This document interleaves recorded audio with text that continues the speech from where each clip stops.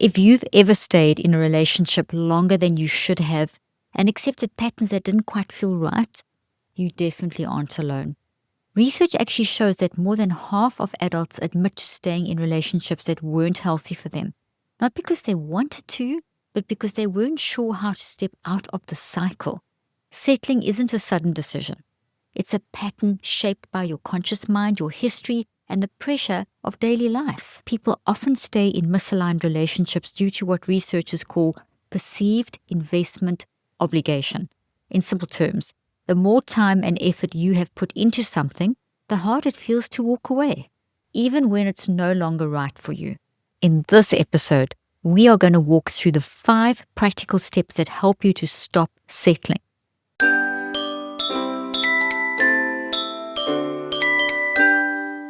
If you are enjoying this conversation, take a moment to tap follow and subscribe so that you stay connected to every new episode. These topics build on each other, and I want you to have the full picture as you move through each step. And if someone you care about has been settling in their relationships or staying in patterns that leave them drained and overlooked, let's take a deeper look at what settling actually represents on a cognitive and emotional level. Many people sense when they're accepting less than what supports their well-being, but the internal process behind that decision is often unclear.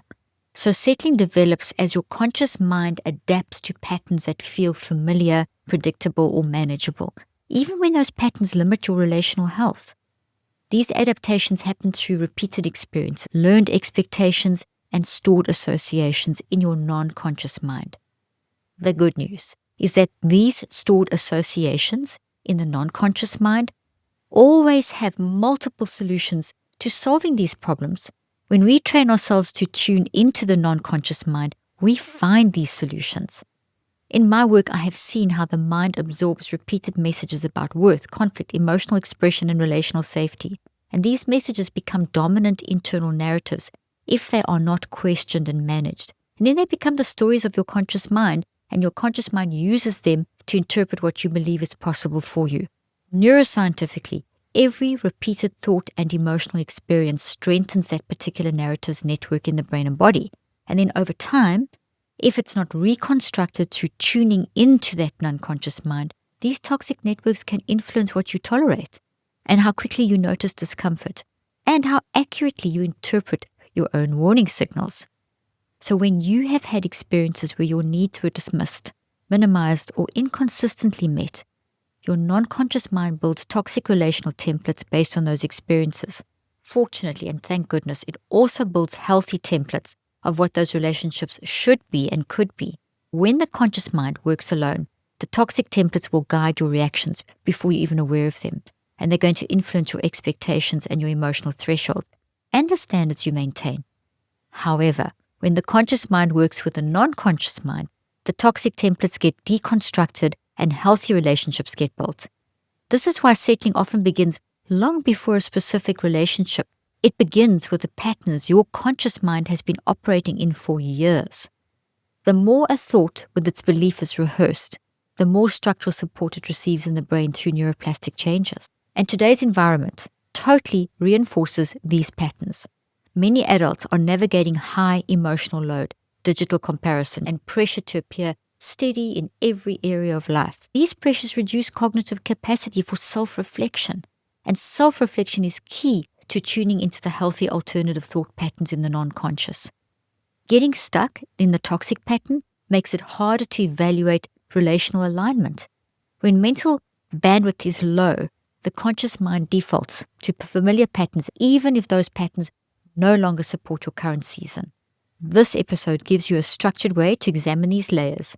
We will explore the narratives that guide your choices, the signals your mind has been sending to you, and the internal expectations that may have gone unexamined. Each step will help you understand your relational patterns with more accuracy and give you tools grounded in cognitive and emotional neuroscience and psychoneurobiology. With that foundation in place, we can begin with the first step, identifying the internal narrative that shapes the relationship you enter and the ones you remain in. Understanding this narrative is the starting point for meaningful change in your life. So step 1, identify your internal narrative. Your internal narrative is the collection of thoughts with their embedded interpretations and expectations your conscious mind has built over time through experience, observation, and repeated messaging. This narrative forms long before a specific relationship. It begins with the way your conscious mind learned to interpret emotional cues, relational stability, and your own sense of worth. Neuroscientifically, your non-conscious mind stores vast networks of memories, emotions, and relational templates inside. These networks influence how you interpret your interactions before you're even aware of it.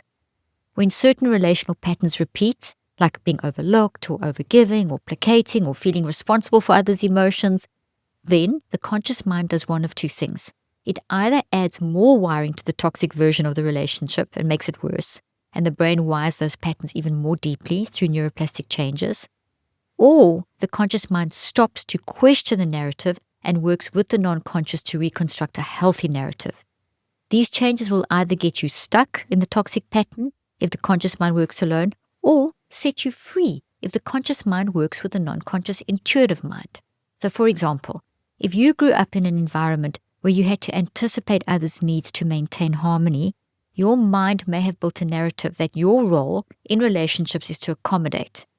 If you weren't able to deal with this, your conscious mind would have made it stronger in the brain network. And then as an adult, you might find yourself minimizing your needs, avoiding expressing discomfort, or settling for relational dynamics that feel uneven because your mind expects these dynamics. Here's another scenario. Someone who consistently received inconsistent affection may interpret inconsistency as normal. This distorted experience became a distorted network in their mind, brain, and body network.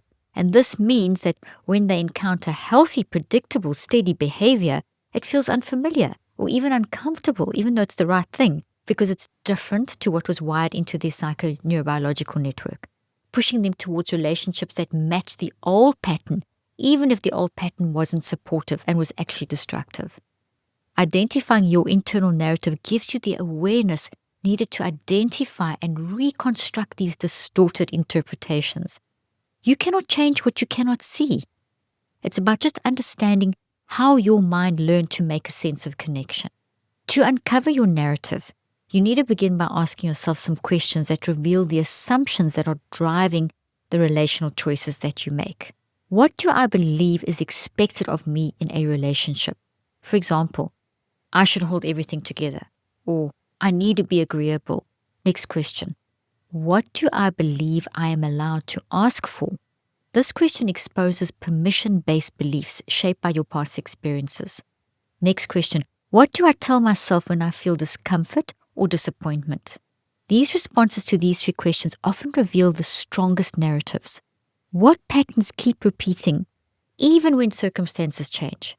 This answer is going to show the narrative that has the most influence. Now, write your answers without trying to fix anything yet. Just write them down. Your goal is to get awareness of these things. Let's consider an example of how this shows up in today's environment. Many people internalize narratives shaped by digital comparison.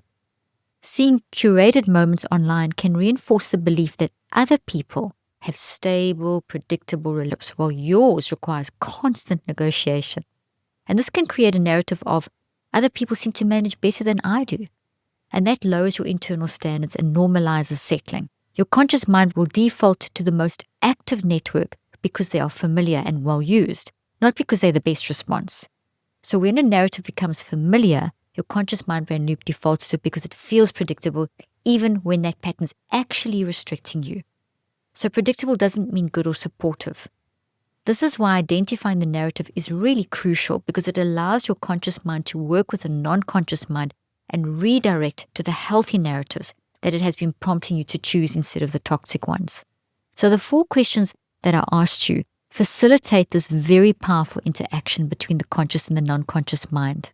Once you've written your narrative down, once you've written your narrative patterns, begin having a daily moment of reflection where you read them back to yourself and ask, does this reflect who I am today or who I learned to be? This question activates the conscious, non-conscious mind interaction, helping you evaluate your narrative with insight and intuition instead of absorbing it automatically. And this generates a healthy, balanced brainwave activity in the prefrontal cortex of your brain, which is good. I have seen individuals realize that their narrative wasn't based on who they are now, but on older versions of themselves, versions shaped by experiences where their voice just wasn't heard, or their needs weren't supported, or their boundaries weren't respected or understood. Recognizing this created room for new relational standards. So when you understand your narrative, you begin to interrupt settling at its root. It's often the mind responding to outdated scripts, as I've been saying. And this step clears the ground so that the next steps, reading your warning signals, defining your non-negotiables, and practicing alignment, can take hold effectively. So with your internal narrative identified, let's look at the next step, which is learning how to interpret the signals your mind has been sending. These signals show you where misalignment exists and where meaningful change can actually begin. So let's move to step 2, listening to your warning signals. So once you've identified the internal narrative shaping your relational decisions from the previous step, then this next step is learning how to read the warning signals that your subconscious mind and body generate during misalignment. These signals are not random reactions. They are precise indicators of how your mind is interpreting a relationship in real time. They're actually attached to the thought, which is the experience. So if you track back from the signals to the thought, you can retrace your steps right to the root of the issue. The challenge is that most people overlook or override these signals because they've grown so accustomed to suppressing discomfort instead of actually understanding it, facing it, embracing it, reconceptualizing it. In cognitive and clinical neuroscience, warning signals appear when your non-conscious mind sends the disruptive thought into the subconscious mind, which is like a waiting room in a doctor's office, to give you an analogy. The subconscious then sends signals attached to the thought into your conscious mind to get your attention to focus on them and to then retrace your steps to find the thought and find the root. Because once you find the root, you can reconstruct the thought. So, your brilliant non-conscious mind, that by the way is never wrong, stores relational patterns from past experiences plus the solutions of how they should be. So when a current interaction echoes the older pattern that was stressful or emotionally demanding, the non-conscious sends these up into your subconscious waiting room, and you choose with your conscious mind to ignore or pay attention to them. There are 4 main warning signals: emotions, physical sensations attached to these emotions, behaviors, and perspectives. These signals or cues occur before you consciously even recognize the issue. So warning signals show up in 4 primary forms: emotions, like irritation, disappointment, pressure, or emotional heaviness; physical signals,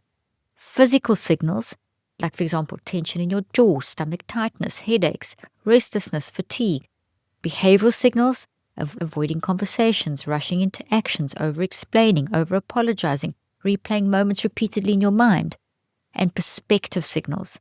These are like attitudes, like life sucks, it's just too hard, I'll never get this right, they're always going to be mad at me. Your non-conscious mind uses these signals to tell you that something needs attention. Okay, consider someone who repeatedly feels drained after spending time with a particular partner or friend or family member. They may tell themselves that they're overthinking, when in fact their non-conscious mind is sending a signal via the subconscious mind that something's off. Here's another example of this. Imagine someone who experiences physical tension before every date with a person they're trying to give a chance. That tension often reflects unspoken relational concerns rather than a lack of effort. So we need to make that distinction. Many adults grew up in environments where emotional or physical warning signs were minimized. And as a result, they learned to override these cues or suppress them. When that pattern is repeated often enough, overriding and suppressing becomes automated or automatized into it. Your conscious mind begins justifying relational stability over relational accuracy. This becomes a distorted, wired, unconscious mind-brain loop that keeps you stuck. So warning signals do not mean that the relationship is doomed. They actually mean that your non-conscious mind is telling you to pay attention to how you're functioning in the relationship. Meaning it needs clarity, it needs a boundary, or it needs some kind of correction. These signals act like internal indicators. They show you when a value is being compromised, when expectations are unclear, when you're adapting too much. And you consciously acknowledge it. You activate the prefrontal cortex, the part of the brain that gets increased blood flow and oxygen and energy flow when you self-regulate in this way. And you're intentional in your decision-making, choosing what you're going to think about. This reduces emotional reactivity and creates space for more grounded choices. In other words, noticing a warning signal interrupts the settling pattern before it becomes a habit. Here's a simple way to begin listening to your warning signals. You can track your emotional shifts after interactions. Write one sentence. After this conversation, I felt, or something like that. Number 2, you can track your physical cues in moments of uncertainty and note those recurring patterns. Track your behaviors when you feel unsure. Maybe it's avoidance or withdrawal, over-accommodation. These are important data points. Track them, write them down. Track your perspectives that resulted once you've identified the emotional, physical, and behavioral cues or signals. Write this down and then review your notes at the end of the week. You'll start seeing patterns reveal themselves more clearly on paper than in your mind. One of the private clients that I worked with noticed that she felt anxious every time her partner dismissed her concerns. She had normalized the feeling for months. Once she began tracking her warning signals, she realized the anxiety showed up only in situations where her emotional needs weren't being supported. And that awareness became the turning point for change in her relationship. When you listen to warning signals, you stop relying on reactivity or habit to guide your decisions, and you begin making choices based on internal evidence instead of emotional guesswork. And this shift protects your well-being and helps you build relationships with more stability. With your warning signals identified, you are ready for the third step, which is defining the standards that support emotional steadiness and relational health in your life. Non-negotiables are not rigid demands or unrealistic expectations. They are the essential conditions you need to feel steady, valued, and emotionally supported. When your non-negotiables are unclear, your mind has no framework for evaluating whether a relationship aligns with your well-being or not. So neuroscientifically, clear standards reduce cognitive load because they create coherence in our mind-brain-body network, our psychoneurobiology. When you know what matters most, your conscious mind doesn't have to guess or compensate or overanalyze because it's listening to the non-conscious where our values are established. And this creates emotional consistency. Studies on decision-making show that people with clearly defined values experience less relational uncertainty and are more likely to build supportive long-term connections. So, a non-negotiable is a foundational behavior or emotional condition that allows your mind to function without strain. And some examples would include emotional consistency, follow-through, honest communication, respect for boundaries, shared effort, or predictable engagement. These aren't luxuries, they are mental health anchors. So many adults hesitate to define their non-negotiables because they fear appearing demanding or inflexible. Others grow up in environments where expressing needs led to conflict or dismissal, so their non-negotiables were actually never properly formed. Avoiding clarity leads to relational instability and bad choices. Consider someone who consistently tolerates inconsistent communication.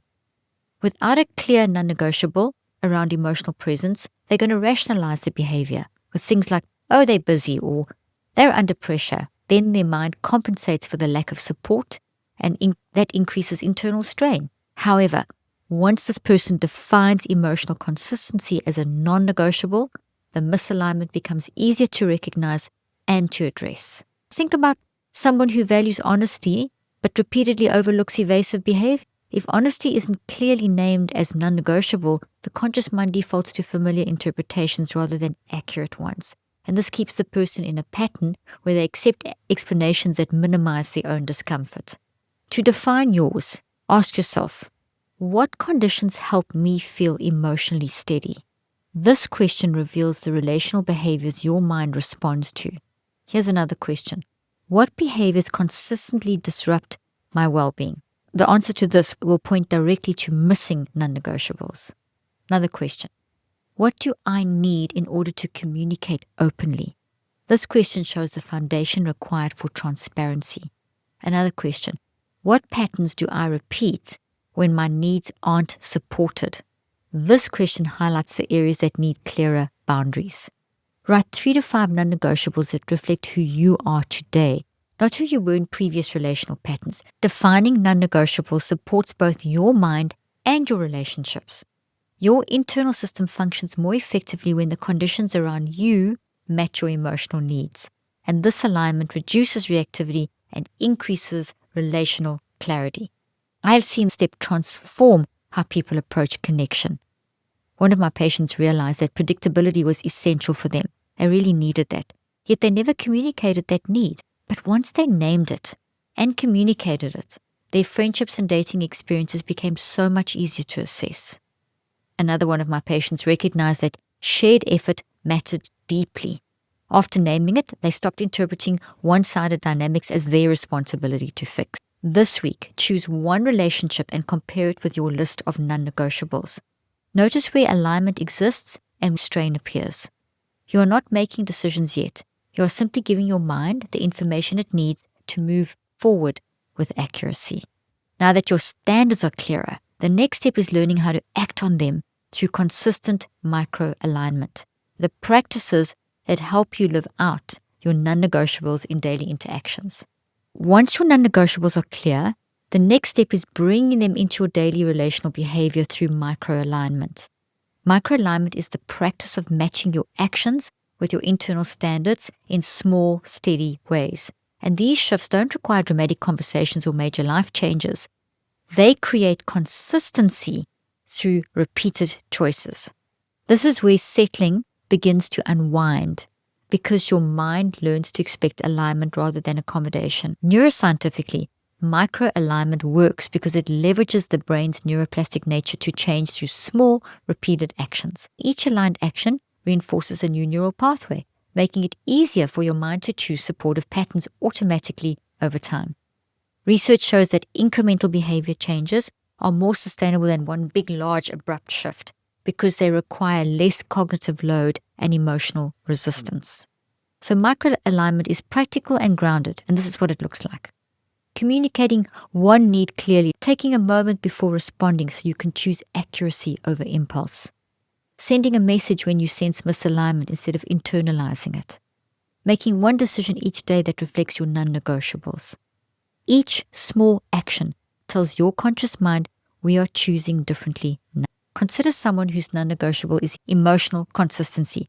They don't need a dramatic discussion to reinforce it. Just a little micro-alignment step could be sending a message like, I'm available to talk after 5 today, instead of responding immediately out of pressure. That one small action reinforces their need for predictable communication. Another person might have a non-negotiable around shared effort. Their micro-alignment may be choosing to pause before offering help and asking, is this something we can plan together? It's these small adjustments that create relational balance without forcing any major disruption. The moments when you accept discomfort or override your needs or rationalize behaviors that don't actually support you. And over time, these moments will accumulate and become a pattern, and wired-in patterns become habit networks. Microalignment reverses that accumulation, and it creates a steady internal record that reflects your current standards. Someone who historically agreed to plans that they didn't want to attend may practice microalignment by saying, I can't make it tonight, but thank you for thinking of me. This simple response reinforces emotional honesty and reduces internal strain. Or another example, someone who tends to over-explain their feelings might practice summarizing their internal experience in one grounded sentence, a micro step towards clearer communication. So, to begin micro-aligning, try the following. Choose one non-negotiable to focus on for the week. Identify one daily action that reflects the standard. Keep it small and repeatable. And then track how your mind responds to the aligned action. Notice any reduction in strain or increase in steadiness. Repeat the action for at least 63 days.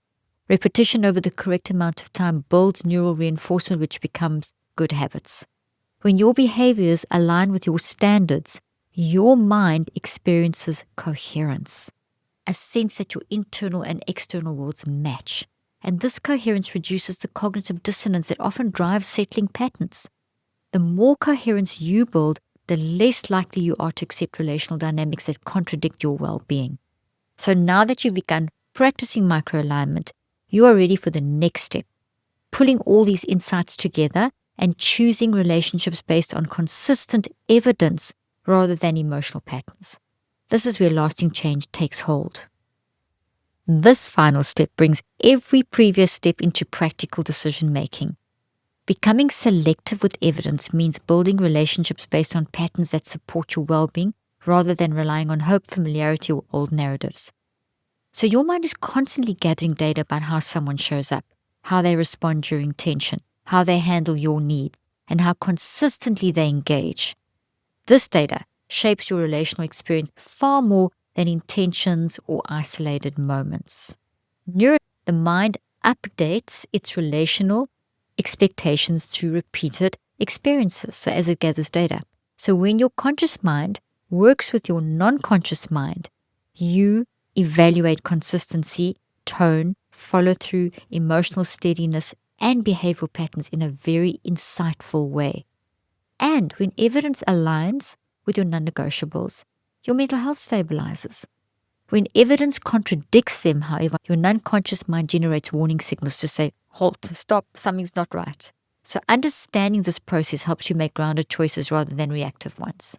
So evidence is not a feeling or a fantasy. It's a pattern that you can actually observe. For example, someone follows through when they say they will. They communicate with steadiness. They make room for your needs without pressure. They repair misunderstandings. Their behavior aligns with their words. These are indicators that the relational dynamic supports your emotional health. Consider someone who repeatedly tells you they care, but rarely initiates connection. Do they really care? Their words say one thing, but their evidence shows another pattern. Or imagine someone who apologizes after tension, but then repeats exactly the same behavior without adjusting. These examples highlight how evidence shapes relational health more accurately than verbal reassurance. Many adults override evidence because they feel responsible for maintaining harmony or fear of losing a connection. Others misinterpret inconsistency as excitement or emotional intensity. When you are so used to adapting, predictability can feel unfamiliar. This can make an inconsistent relationship, which is not good, feel compelling when it shouldn't be, even when they drain you. So to practice the step of gaining evidence, begin by asking, what patterns do I see when this person is under pressure? How do they respond when I express a need? Do their actions match their words over time? Do I adjust myself more than they adjust with me? So your answers will give you objective information about the relational dynamics. So observe it and write that down. I have seen clients gain clarity the moment they began tracking the behavioral evidence. One person actually realized that a partner who communicated unpredictably created such ongoing tension, even though their connection felt strong at times. Another one recognized that a friend who practiced consistent repair created a deeper sense of emotional safety than someone who seemed more outwardly enthusiastic. When you use evidence to guide your decisions, you interrupt the cycle of relying on potential or emotional highs, patterns that support your health, and you naturally become more selective about where you invest your energy. And this strengthens your internal standards and reduces the likelihood of returning to misaligned dynamics. Over the next week, choose one relationship and observe the evidence without trying to interpret it emotionally. Simply record behaviors, follow-throughs, communication, tone, and responsiveness, and then compare that evidence with your non-negotiables. This exercise helps your mind re-evaluate the relationship through clarity rather than habit. So with this final step, you now have a full framework for breaking settling patterns. Understand your narrative, number 1. Number 2, listening to your signals. Number 3, defining your standards. Number 4, practicing micro-alignment. And number 5, choosing based on evidence. We'll bring these steps together and anchor the mindset that supports healthier relationships moving forward. As we bring this conversation to a close, I want to help you hold everything you've learned in a steady, grounded way. Settling isn't simply a relational decision. It's a mental pattern shaped by years of reinforced narratives, emotional habits, and unexamined expectations. The fact that you've taken the time to walk through these steps already tells your conscious mind that you are ready for alignment, not compromise. You now have a framework that lets you see your patterns with more accuracy. This framework gives your mind the structure it needs to make healthier decisions in all relationships. Your conscious mind is capable of change. Your relational patterns can evolve. The steps you've just learned are not quick fixes, but repeatable habits that strengthen your ability to choose relationships that match your current season of your life. When you begin applying them consistently, you create a relational environment where settling no longer feels familiar. As a practical step, choose one relationship, personal, professional, social, and apply one of the 5 steps this week. Keep it simple. Reflect on your internal narrative or listen for your signals. Reinforce a non-negotiable practice, one micro-aligned action, or review the evidence. Even one intentional moment creates momentum. Thank you for spending this time with me. These conversations invite self-reflection, honesty, and emotional curiosity. And engaging with them shows your mind that you are open to growth. If you are finding value in these episodes, tap follow and subscribe so you can stay connected to each new conversation. And share this episode with someone who may be settling without even realizing it. Your willingness to share may offer support they've been quietly needing. As you move forward, remember this. Every aligned choice strengthens your internal stability. Each grounded thought, each clear boundary, each moment of honesty becomes evidence that you are building relationships from a place of self-awareness. Let your actions reflect the value you hold and allow your mind the space to grow into patterns that support your well-being. See you next time.